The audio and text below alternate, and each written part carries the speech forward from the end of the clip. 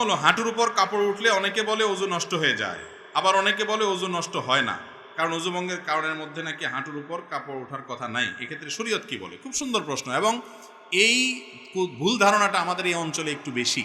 এই অঞ্চলে মানুষের মধ্যে দেখা যায় যে এই ধরনের ধারণা একটু বেশি। হাঁটুর উপরে কাপড় উঠলে বলে যে ওযু চলে গেছে। আসলে কি যায় না। হাঁটুর উপরে কাপড় ওঠার সাথে ওযু যাওয়ার সম্পর্ক, ওযু যাওয়ার সম্পর্ক কিসের সাথে বলেন তো? অজু ভঙ্গের সাথে। বায়ু আসলো কিনা, পেশাব পায়খানা আসলো কিনা, ঘুমায় পড়ছেন কিনা, এগুলো অজু ভঙ্গের কারণ। বেহুশ হয়ে গেলেন কিনা, হ্যাঁ, রক্তপুষ পানি বাইরে হয়ে গড়ায় পড়ছে কিনা, এগুলো অজু ভঙ্গের কারণ। অজু ভঙ্গের কারণ যদি না পাওয়া যায়, তাহলে হাঁটুর উপরে কাপড় ওঠার কারণে কি হবে না, অজু ভাঙবে। তবে যদি মানুষের সামনে, আরেকজনের সামনে হাঁটুর উপরে আপনার যার সতর যে আপনার দেখার জায়েজ নাই, অজুখানা অজু করতে গিয়ে এইভাবে হাঁটুর উপরে কাপড় উঠাইছেন অন্যের সামনে, অজু না ভাঙলে কি হবে? ফরজ ভেঙে যাবে। ফরজ ভাঙা বুঝেন কি? সতর ঢাকা ফরজ না, সেটা ভেঙে যাবে। সেটা ভাঙলে গুনাহ হবে না। এই জন্য ওইটা বড় গুনাহ হবে। অজু ভাঙলে তেমন কোনো বিপদ হতো না। অজু ভাঙলে আবার অজু করতেন, অসুবিধা কি? কিন্তু গুনাহ হয়ে যাবে অন্যের সামনে। এই জন্য যাতে অন্যের সামনে হাঁটুর উপরে রান টান এগুলো দেখা না যায়, এই জন্য ওইটাকে ঢেকে ঢুকে রাখবেন। কিন্তু যদি কোনো কারণে উঠে যায়, তাতে অজু ভাঙবে না, অজু থাকবে। রাতে গাছের ডাল এবং ফল কাটা যাবে কিনা? গাছের ডাল এটা রাতে কাটা যাবে কিনা? আমাদের গ্রামাঞ্চলে অনেক মা বোন এখনও রাতের বেলায় কোনো ফল ফসল ছিঁড়ে না, বলে যে এটা ছিঁড়লে ক্ষতি হয়, সমস্যা হয়। এগুলো সম্পূর্ণ ভুয়া কথা, ভিত্তিহীন কথা। আপনার যখন দরকার তখন ছিঁড়তে পারেন, সেটা দিনেও হতে পারে, রাতেও হতে পারে। অনেক মা বোনরা এরকম আছে, আমি নিজেও দেখেছি, যে একটা লাউ ছিঁড়ে দিবে, ছেলে ঢাকা যাচ্ছে নিয়ে যাবে, বলে না না রাইতে এখন ছিঁড়া যায় না, এটা সকালে ছিঁড়তে হয়। এগুলো আমাদের মন গড়া মাসালা। কোরআন হাদিসে এরকম কোনো কথা বলে নাই। আপনার প্রয়োজন হলে কোনো গাছের ডাল, কোনো আপনার সবজি, কোনো কিছু এটা রাত্রেও ছিঁড়তে পারেন, দিনেও ছিঁড়তে পারেন। ইসলাম যেটা বলে নাই সেটা নিজের থেকে যদি বলেন, সেটা কুসংস্কার, সেটা কখনো কখনো বেদাত হয়, এবং বেদাতের ঠিকানা জাহান্নাম হয়। ডেঞ্জারাস কথা। আল্লাহ রসুল যা বলেন নাই সেই কথা মন গড়া বলা যাবে না। দরকার হলে রাতেও ছিঁড়া যাবে। তবে হ্যাঁ, ডাল বলেন আর গাছের গাছ বলেন, প্রয়োজন ছাড়া কাটা ছেঁড়া করা নিষেধ। একান্ত প্রয়োজন নাই, তাও অযথা আপনি বৃক্ষ নিধন করতেছেন, এটা ঠিক না। যেটা পরিবেশের ভারসাম্যের জন্য প্রয়োজন, সে গাছ রোপণ করার জন্য আমাদের রাসূল সাল্লাল্লাহু আলাইহি ওয়াসাল্লাম নির্দেশ করেছেন। বিনা প্রয়োজনে গাছ কাটা যাবে না। প্রয়োজন আছে, কাটেন, 100 বার কাটেন, কিন্তু সেটা রাতেও কাটতে পারেন, দিনেও কাটতে পারেন, কোনো অসুবিধা নাই। আল্লাহর হুকুমে সব কিছু হয়, এটার যৌক্তিক ব্যাখ্যা সংক্ষিপ্তভাবে বলবেন। আল্লাহর হুকুমে সব কিছু হয়, এই কথাটা এইভাবে বলা ঠিক না। বলতে হয় সব আল্লাহর জ্ঞাতসারে হয়, আল্লাহর অজান্তে কিছু হয় না। কে কি করে সব আল্লাহ জানে, এটা ঠিক। আল্লাহর হুকুমে সব কিছু হয়, এই হুকুমে বলতে আমরা যেটা বুঝি সাধারণত, ওই অর্থে এটা ঠিক না। কারণ একজন চোর চুরি করে, সেটাও কি আল্লাহ হুকুম করছে তারে? তবে হ্যাঁ, আমরা যারা বলি আল্লাহর হুকুমে সব কিছু হয়, আমাদের উদ্দেশ্য ওইটাই, মানে যে যা করে আল্লাহ তাআলা জানেন কে কি করতেছে, তাকে করার সুযোগ আল্লাহ দিয়ে রাখছেন, কিন্তু আল্লাহর হাতে সেটা আল্লাহ দেখতেছেন। আল্লাহর হুকুমে মানে আল্লাহর নিয়ন্ত্রণে আছে, আল্লাহ দেখতেছেন, আল্লাহর জ্ঞাতসারে আছে, এর মাধ্যমে সব কিছু হয়। আল্লাহর অনুমতি বা আল্লাহর জ্ঞাতসার ছাড়া কিছু হয় না, এটা ঠিক আছে। কিন্তু আল্লাহর হুকুম মানে আল্লাহর নির্দেশে সব কিছু হয়, এটা ঠিক না। তাহলে যে চোর চুরি করে, সে কি আল্লাহর নির্দেশে করে নাকি? হ্যাঁ, এভাবে বলা ঠিক না ওই অর্থে। বিবাহের উদ্দেশ্যে হিন্দু মেয়ের সাথে প্রেম করা যাবে কিনা? আল্লাহ রাব্বুল আলামিন কোরআনে কারীমে বলেছেন, ওয়ালা আমাতুম মুমিনাতুন খায়রুম মিন মুশরিকাতিন। ঈমানদার নারী সর্বাবস্থায় মুশরিকা নারীর চাইতে উত্তম, শ্রেষ্ঠ। ইসলাম কোনো মুশরিকের সাথে বিবাহকে হালাল করে নাই, হারাম রেখেছে।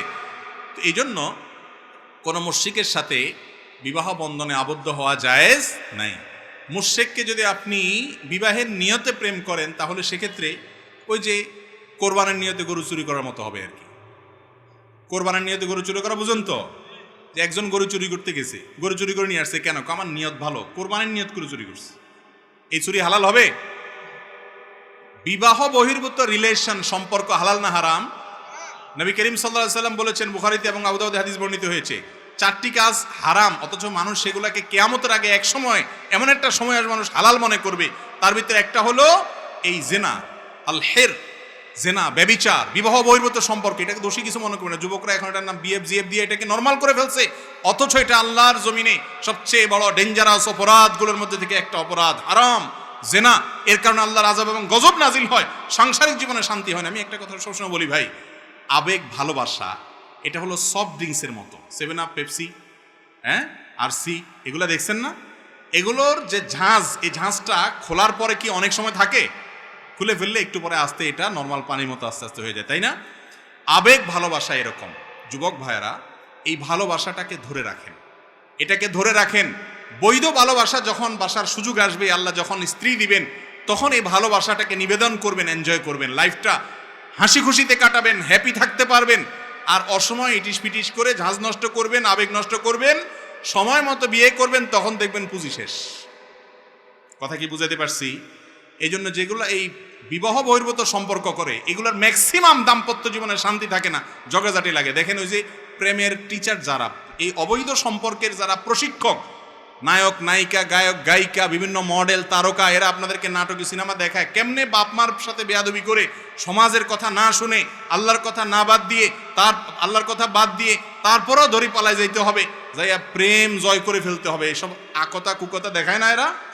এগুলোর এক একটা দেখবেন বিয়ে 6 মাস টিকে, 4 মাস টিকে, আধা বছর টিকে, 1 বছর টিকে, আইজো ধায় কাইলো ধায়, এক একটা 4 বিয়া 5 বিয়া 7 বিয়া হয়। শান্তি এদের জীবনে হয় না, কারণ শান্তি আল্লাহ তাআলা এখানে রাখেন নাই। যারা আপনাকে প্রেমের ট্রেনিং দিচ্ছে, ও নিজেই প্রেম করে শান্তি পায় না, আপনি কোত্থেকে পাবেন? এই জন্য বিবাহ বহির্ভূত সম্পর্ক করা যাবে, হিন্দু হোক আর মুসলমান হোক, কারোর সাথে করা যাবে। কোনো হিন্দু মেয়েকে আপনি দাওয়াত দিয়ে ইসলামে আনতে পেরেছেন, তিনি স্বেচ্ছায় ইসলাম গ্রহণ করেছেন, তারপর আপনি তাকে বিবাহের প্রস্তাব দিয়ে বিবাহ করবেন। বিবাহ বহির্ভূত কোনো ইটিস পিটিস করবেন না। আল্লাহ তাআলা আমাদেরকে হারাম থেকে বেঁচে থাকার তৌফিক দান করুন। এটার জন্য কলিজা লাগে যুবক, কলিজা। এটা সবাই পারে না। সমাজের সব নষ্টামির দিকে চলে যাচ্ছে। আমি একা স্রোতের বিপরীতে চলবে, এর নাম মুসলমান। জান্নাতে বেশি মানুষ যাবে না জাহান্নামে বেশি মানুষ যাবে? জান্নাতে বেশি লোক যাবে না জাহান্নামে বেশি লোক যাবে? জান্নাতে যাওয়া লোকের সংখ্যা কম।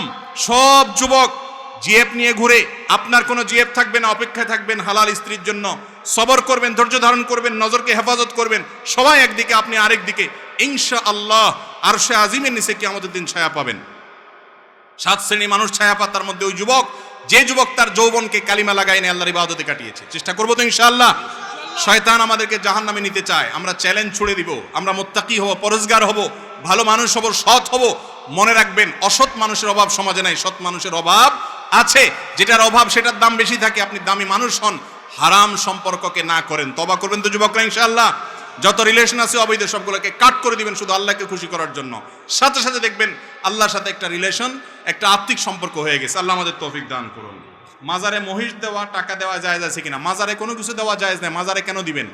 মাজারে দিলে সেটা তো মাজারে যারা ওই যে আপনার গাঁজা খা, ওই গাঁজাখোরদের আরো সহযোগিতা হবে, এটা জায়েজ নাই। মাজারে কোনো কিছু দিবেন না, দিবেন গরিব মানুষকে আল্লাহর জন্য মসজিদে। মাজারে দিলে কি লাভ হবে? যিনি মাজারে শুয়ে আছেন উনি যদি আল্লাহর ওলি হয়, উনি যদি নেক মানুষ হয়, ভালো মানুষ হয়, তো আপনার এই জিনিসগুলো কি তার কবরে ঢুকবে? বাইরে যে বাটপার আছে এদের ভাগযোগ করে খাওয়ার ব্যবস্থা হবে, ঠিক না ভাই? ঠিক। মাজারে কোনো কিছু দিবেন না, মাজারে মানত করবেন না। মানত হবে আল্লাহর জন্য, আল্লাহ ছাড়া কারণ মানত করলে শিরিক হবে। একটু আগে বলছি, কোনো ইবাদত কবুল হবে না যদি শিরিক করেন। কথা কি বুঝাতে পারছেন? কোন প্রকার মাজারে কোনো দান দক্ষিণা মান্নত করা যাবে না। মাজারের ভাই, মাজারে যাবেন কবর জিয়ারত করে দেবেন, সেখানে কিসের দান? ওখানে আপনি দিবেন, বাটপাড়ারা সব ভাগযোগ করে খাবে। দিবেন গরিব মানুষকে, মসজিদে, মাদ্রাসা, ইসলাম মাজার নির্দেশ। ভাই মাজারে যদি কোনো কিছু দেওয়ার নির্দেশ থাকতো, তাহলে হাজী সাহেবরা পোলটা ভরে নিয়া রাসূল করিম সাল্লাল্লাহু আলাইহি সাল্লামের কবর দিয়ে আসতো। আপনাদের এলাকায় যতজন মক্কা মদিনায় গেছেন, রাসূল সাল্লাল্লাহু আলাইহি সাল্লামের কবরে কিছু দিয়ে আসতে পারছেন? তাহলে রাসূল সাল্লাল্লাহু আলাইহি ওয়াসাল্লামের সাথে বড় কবর কারোর আছে দুনিয়াতে? তাহলে ওয়াদা করেন সবাই, কোন মাজারে কোনো কিছু দিবেন না, ঠিক আছে তো ইনশাআল্লাহ? সবাই হাত তুলে ওয়াদা করেন। আল্লাহ আমাদের শিরিক মুক্ত সমাজ গড়ার তৌফিক দান করুন।